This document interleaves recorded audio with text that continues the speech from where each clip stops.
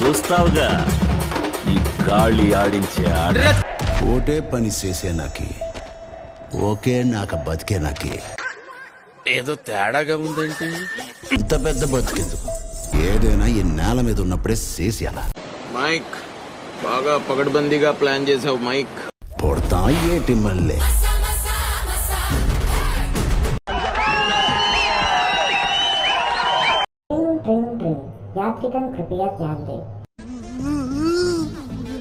ఏంట్రా ఏంటి ఏడుస్తున్నావు? మామ అందరు వీడియోలు చూసి వెళ్ళిపోతున్నారు కానీ ఒక్కడు కూడా లైక్లు కొడతలేదు. కాస్త లైక్ కొట్టి ఎంకరేజ్ చేయొచ్చు కదా మామ.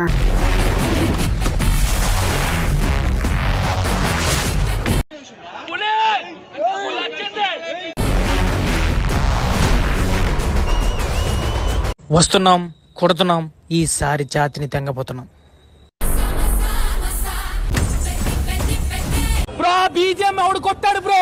90 డేస్ కొట్టావా? బీజేఎం 90 డేస్ కొట్టావా నువ్వు?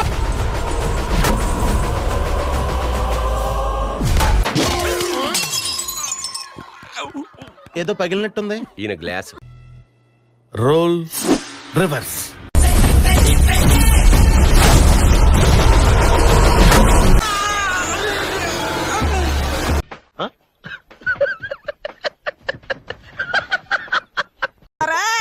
సూపర్ వాసివాడి తస్సదియా మెగా బ్యాన్స్ తిప్పండి మీసం.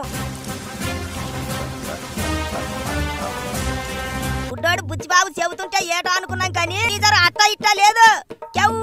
కేక డైలాగులు, ఆ డైలాగుల్లో ఊరనాటి ఉత్తరాంధ్ర స్లాంగ్ అట్టే దింపేశాడు. I know the public pulse. I know how to play kabaddi with the public. అంగస్థలం కాదు, దాని అమ్మ మొగుళ్ళ ఉండబోతుంది సినిమా. నిజమా అల్లుడు? అంతకంటే ఇంకేం కావాలి సార్?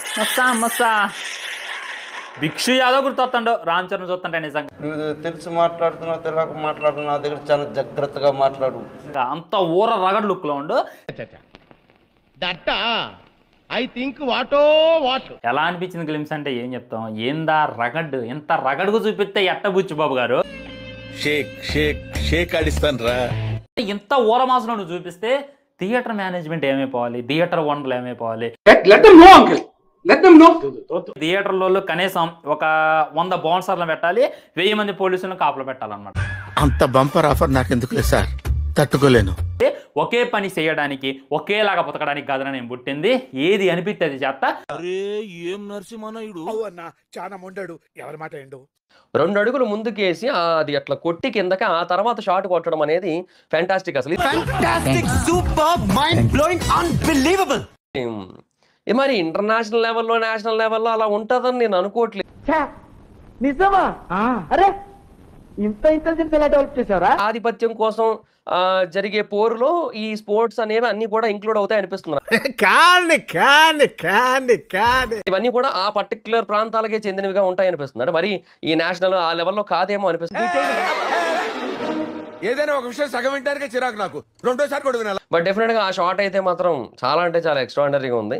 ఏదో అనుకున్నాను కానండి, అమ్మో మామూలు విషయం కాదు అని చెప్పొచ్చు. సో మంచి రా అండ్ రస్టిక్ సినిమాని అయితే చాలా స్పష్టంగా అర్థమైపోతుంది.